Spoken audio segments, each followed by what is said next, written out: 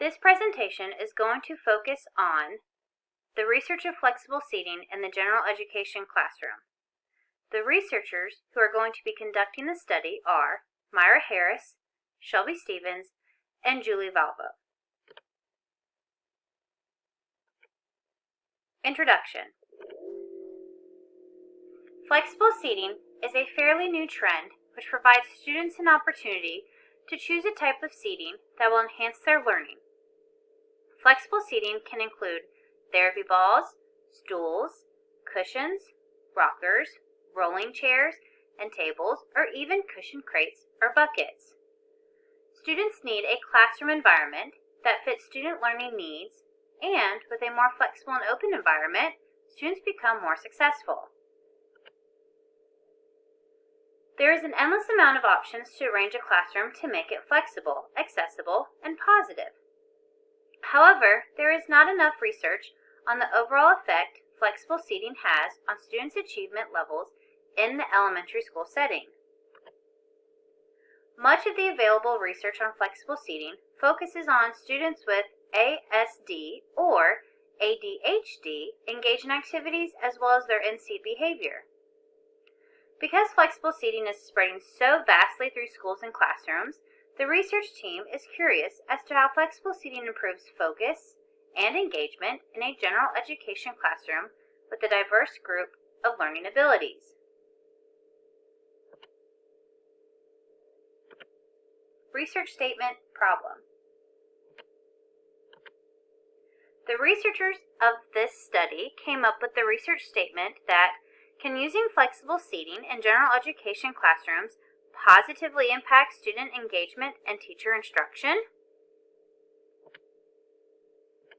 Research questions. The researchers came up with 3 main questions that they will be focusing on during the study. Number 1, how engaged are students during flexible seating? Number 2, how does flexible seating impact teacher instruction? And number 3, how does flexible seating impact student in-seat behavior? Methods. The research design that will be used is qualitative data through the use of a survey study and informal observations. The qualitative study the researchers will focus on will be flexible seating in general education classrooms. The researchers will develop an online survey for the teachers and make student observations to determine how flexible seating affects instruction and student engagement. The survey study would be given to teachers in the classroom who have used flexible seating in their classroom. Students will also be observed during instruction in flexible seating environments. The researchers will focus on students' in-seat behavior, engagement on activities, and informally asking students their preference of seating. The data received through the survey and observations will then be compiled and analyzed to determine if flexible seating promotes student engagement and positive learning environments for students and teachers. The participants of this study will be 5 teachers and 1 administrator. Data collection. The survey questions that will be given to the participants will focus on student engagement during instruction and student focus when completing activities. Have you used flexible seating in your classroom? What type of flexible seating have you used? How has flexible seating affected instruction? How has flexible seating affected student engagement? Do students remain in their chosen flexible seats, or do you still need to redirect seating behavior? How do your students choose their seating they prefer? Have you found that flexible seating is helpful to instruction or more of a distraction? Would you recommend flexible seating to your colleagues? We will informally observe and talk to students about their seating preferences while in general education classroom environments. What type of seating do you prefer in a learning environment? Is there a type of seating that you feel helps you stay more focused than others?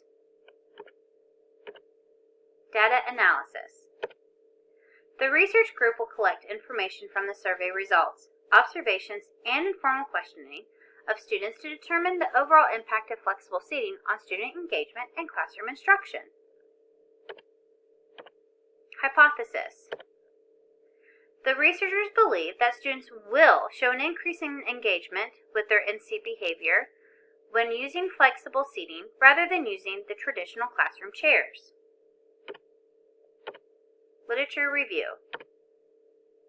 Alternate seating for young children. Effects on the classroom. Studies on classroom seating suggest that sustained seating in regular classroom chairs is unhealthy for children's bodies, particularly their backs. Poor posture can significantly decrease lung capacity and impair circulation to nerves, muscles, and the brain. The use of an alternative form of seating can ensure proper positioning, in turn affecting a student's ability to focus.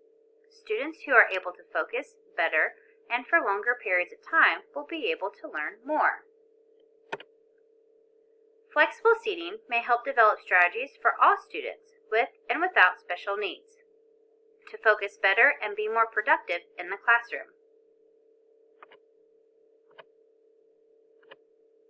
The room itself is active.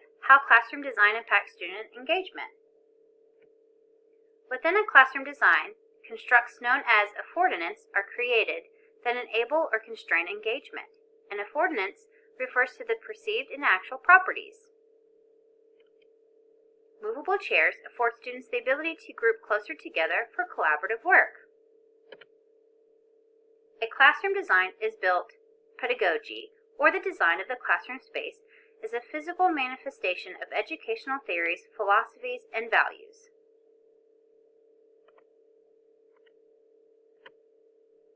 Classroom seating considerations for the 21st century seating students and faculty. Learning spaces should represent, too, the inclusivity of learners and educators in planned decision-making to foster attainment of learning goals for all constituents. Learning space should illustrate the value of proactive, strategic direction. We thank you for your time, and we hope that you enjoyed our presentation.